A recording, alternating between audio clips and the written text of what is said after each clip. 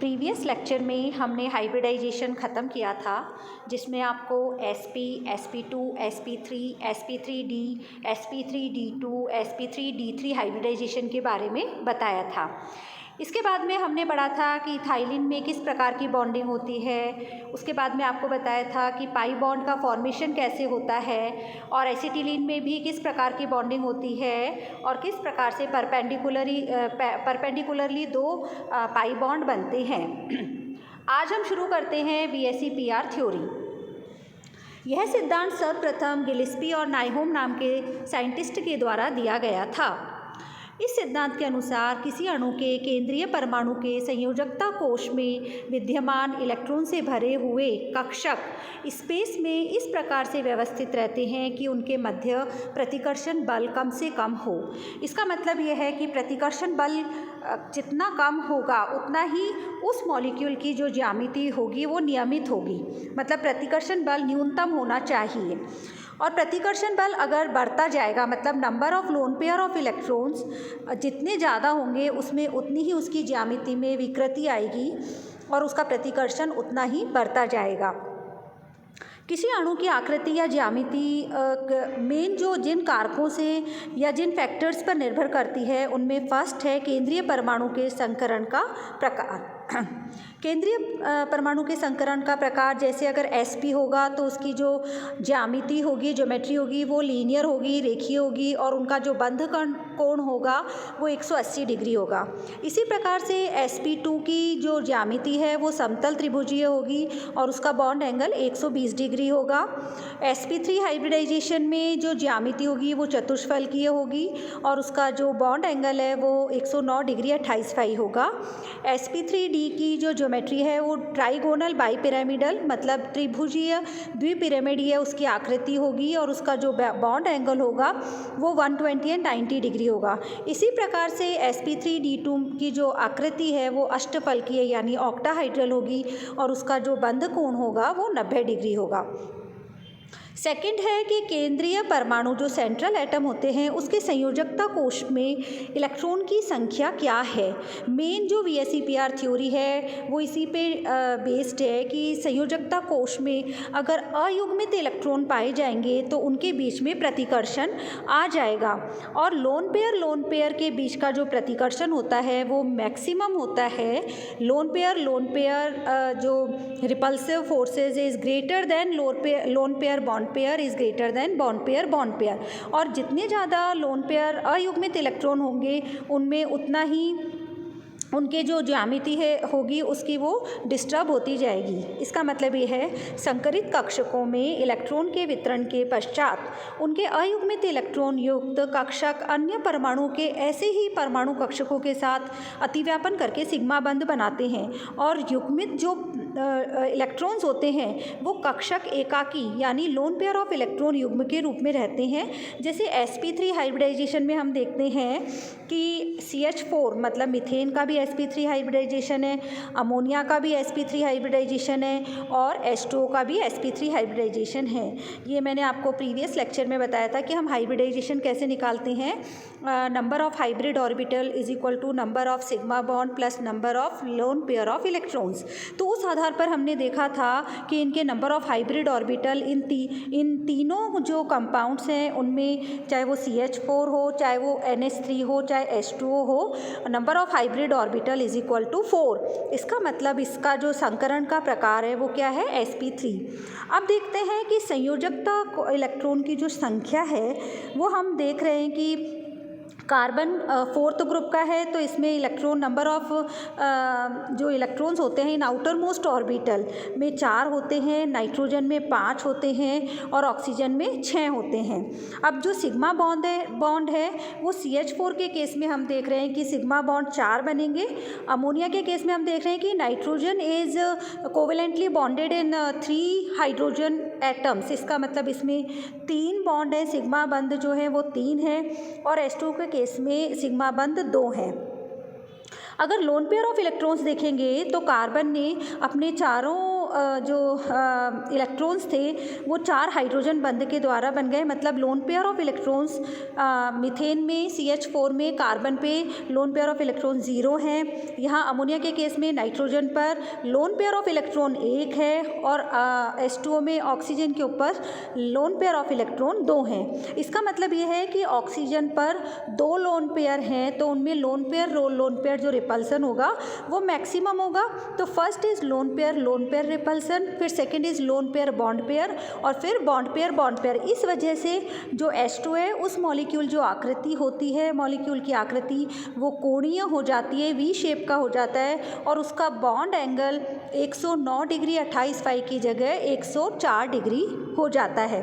इसी प्रकार से जैसे चतुष्फल की आकृति किसकी होगी, CH4 की, क्योंकि उसमें number of lone pair of electron 0 होते हैं और जितने भी बॉन्ड हैं वो सिग्मा बंध बन रखे हैं। तो इसकी जो आकृति है वो चतुष्फल की है, नियमित आकृति है इसकी और इसका जो बॉन्ड एंगल है वो 109 डिग्री 28 फाई है। इसी प्रकार से हम देखते हैं कि अमोनिया के केस में 1 लोन पेयर ऑफ इलेक्ट्रॉन है, तो इसमें जो रिपल्सन हो रहा है वो लोन पेयर बॉन्ड पेयर और फिर बॉन्ड पेयर है और इनके बीच का जो बॉन्ड एंगल है वो 160 डिग्री होता है और इसकी जो आकृति होती है वो पिरामिडीय आकृति होती है। इसके बाद में आता है जैसे VSEPR थ्योरी में हम देख रहे हैं जैसे important principles of VSEPR theory. First is the shape of the molecule depends on the number of valence shell electron pair around the central atom, जो कि मैंने बताया कि कितने नंबर ऑफ अनपेयर इलेक्ट्रॉन है इस पर डिपेंड करेगा। There are 2 types of electron pair, namely bond pair and lone pair. जैसे कि अभी आपको प्रीवियस एग्जाम्पल्स में बताया, हमने 3 एग्जाम्पल्स लिए था, मीथेन, अमोनिया और H2O। The bond pair of electron are those shared between 2 atoms, while the lone pairs are the valence electron pair that are not involved in the bonding. फिर आता है each pair of valence electrons around the central atom repels each other and hence they are located as far away as possible in 3-dimensional space to minimize the repulsion between them. यहाँ ये आपको बता ही रहे हैं कि जो repulsive interaction होती है between the different type of electron pair is in the following, जो आपको एग्जाम्पल के समेत मैंने समझाया था। Loan pair repulsion is greater than lone pair bond pair is greater then bond pair. The lone pair of electrons are localized only on the central atom and interact with only one nucleus, where the bond pairs are shared between 2 atoms and they interact with 2 nuclei. Because of this, the lone pair occupy more space and have greater repulsive power than the bond pair in the molecule.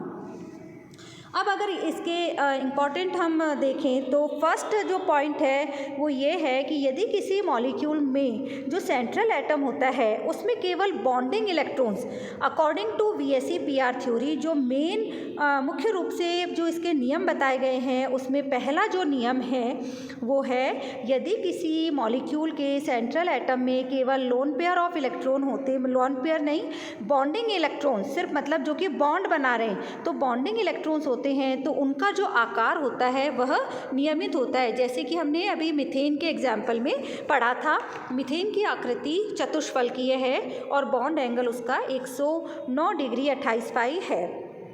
अब इसका जो दूसरा नियम है वो है यदि अणु का सेंट्रल एटम, मतलब जो केंद्रीय परमाणु होता है, वो बॉन्डिंग या नॉन बॉन्डिंग दोनों प्रकार के इलेक्ट्रॉन युग्म अगर द्वारा घिरा हुआ है, मतलब बॉन्डिंग इलेक्ट्रॉन्स भी हों और नॉन बॉन्डिंग इलेक्ट्रॉन्स भी हों, तो उनके बीच की जो आकृति होती है वो नियमित नहीं होती और उनके बीच में प्रतिकर्षण पाया जाता है और प्रतिकर्षण के कारण उसमें विकृति आ जाती है। जैसे कि अभी आपको एग्जाम्पल में बताया, अमोनिया NH3 में लोन पेयर बॉन्ड पेयर का रिपल्सन हुआ और जो आकृति थी वो चतुष्फलकीय ना होकर पिरामिडीय हो गई। इसी प्रकार के H2O में हमने देखा लोन पेयर मैक्सिमम रिपल्सन उसमें पाया गया और उसकी जो शेप थी वो वी शेप यानी कोणीय हो गई और उसका बॉन्ड एंगल 109 डिग्री 28 फाई की जगह 104 डिग्री रह गया।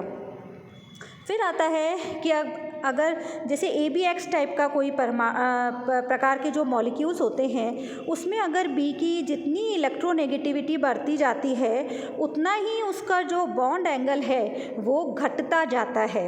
इसका मतलब ये है कि जैसे हम फॉस्फोरस का एग्जाम्पल लें तो Pi3, PBr3, PCl3, तो इनका जो बॉन्ड एंगल है वो लगातार कम होता जाएगा।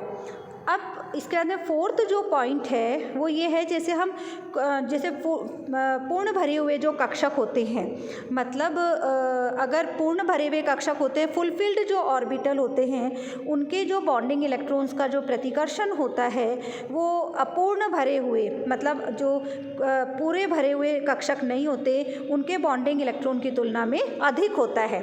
जैसे अगर हम H2O में देखें तो H2O के केस में जो सेंट्रल एटम है वो ऑक्सीजन है, उसमें जो मैक्सिमम 8 इलेक्ट्रॉन आ सकते हैं ऑक्सीजन में। इसीलिए जल में, मतलब वाटर के केस में हम देख रहे हैं कि ये 8 इलेक्ट्रॉन्स के, मतलब आउटर मोस्ट ऑर्बिटल में ऑक्सीजन के 8 इलेक्ट्रॉन होते हैं। इसके विपरीत अगर हम H2S के केस में देखें तो क्योंकि सल्फर में d ऑर्बिटल उपलब्ध हो जाते हैं तो उसमें d ऑर्बिटल होने के कारण उसकी जो मैक्सिमम उसमें जो इलेक्ट्रॉन आ सकते हैं वो 18 इलेक्ट्रॉन आ सकते हैं, जबकि H2S के केस में इलेक्ट्रॉन की संख्या कितनी है, 8। तो अगर हम इन दोनों का जो बॉन्ड एंगल देखें तो H2O का तो 104 डिग्री होगा और H2S का 92 डिग्री होता है, मतलब कम होता है बॉन्ड एंगल।